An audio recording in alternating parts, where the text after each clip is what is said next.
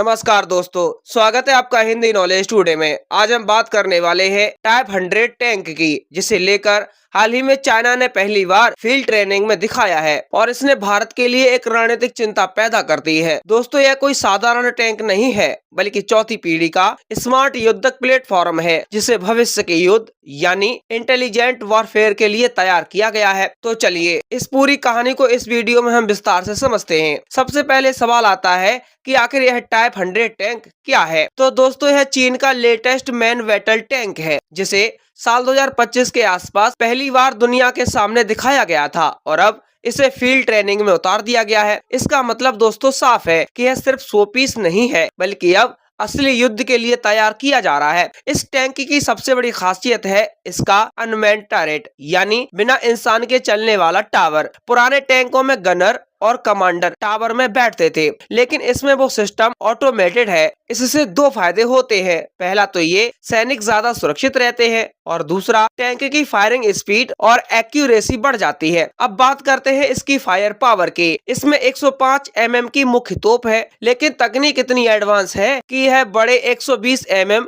या 125 mm के gun के बराबर ताकत दे सकती है। यानी छोटा कैलिबर होने के बावजूद भी इसकी मारक क्षमता कम नहीं है। इसके अलावा इसमें machine gun, anti drone system और एडवांस सेंसर लगे हैं, जो इसे आधुनिक युद्ध में बेहद खतरनाक बनाते हैं। दोस्तों, आप भी जानते हैं कि आज के युद्ध में ड्रोन बहुत बड़ी भूमिका निभा रहे हैं और यह टैंक उन ड्रोनों को भी गिरा सकता है। और सबसे बड़ी बात है इसका इंजन और मूवमेंट सिस्टम के। टाइप 100 टैंक में हाइब्रिड इंजन है, यानी यह डीजल और इलेक्ट्रिक दोनों मोड पर चल सकता है। अब आपके मन में सवाल ये उठ रहा होगा कि आखिर इसका मतलब क्या होता है। दोस्तों, इसका मतलब ये है कि टैंक बिना आवाज के दुश्मन के पास पहुंच सकता है और अचानक हमला कर सकता है। इसे ही साइलेंट अटैक कहा जाता है। यह क्षमता भारत के लिए चिंता का विषय इसलिए है क्योंकि अगर ऐसे टैंक पहाड़ी इलाकों में या रात के समय इस्तेमाल किए जाएं, तो इन्हें पहचानना मुश्किल हो सकता है। अब सवाल उठता है, क्या यह भारत के खिलाफ इस्तेमाल होगा? देखिए, चीन और भारत के बीच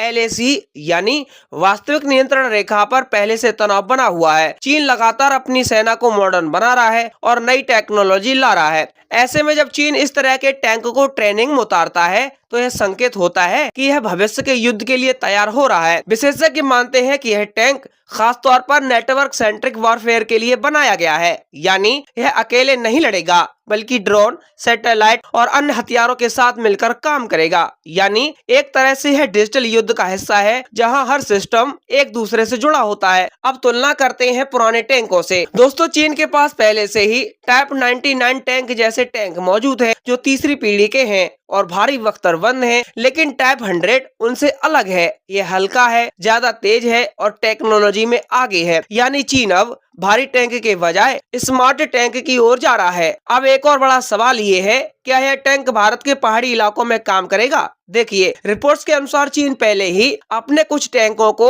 हाई एल्टीट्यूड यानी ऊंचाई वाले इलाकों के लिए तैयार कर चुका है। टाइप 100 का हल्का वजन और हाइब्रिड इंजन इसे पहाड़ों में इस्तेमाल के लिए बेहतर बना सकता है। यही वजह है कि भारत के लिए यह चिंता का विषय बन रहा है। अब बात करते हैं इसकी टेक्नोलॉजी की। टाइप 100 में artificial intelligence, real time data sharing और ऑटोमेशन जैसे फीचर्स हैं। इसका मतलब यह है कि यह टैंक खुद निर्णय लेने में सक्षम हो सकता है, जैसे लक्ष्य पहचानना, फायर करना और दुश्मन से बचना। दोस्तों, इसे इंटेलिजेंट टैंक भी कहा जा रहा है, क्योंकि यह सिर्फ एक हथियार नहीं, बल्कि स्मार्ट मशीन है। अब इसका रणनीतिक असर समझिए। जब कोई देश नई तकनीक वाला हथियार दिखाता है, तो उसका मकसद सिर्फ ताकत दिखाना नहीं होता, बल्कि दुश्मन को संदेश देना भी होता है। चीन यह दिखाना चाहता है कि वह भविष्य के युद्ध में पीछे नहीं है और यह भी दिखाना चाहता है कि उसकी सेना तेजी से बदल रही है। दोस्तों, भारत के लिए इसका क्या मतलब है? भारत को भी अपनी सेना को आधुनिक बनाना होगा, जैसे नए टैंक, ड्रोन,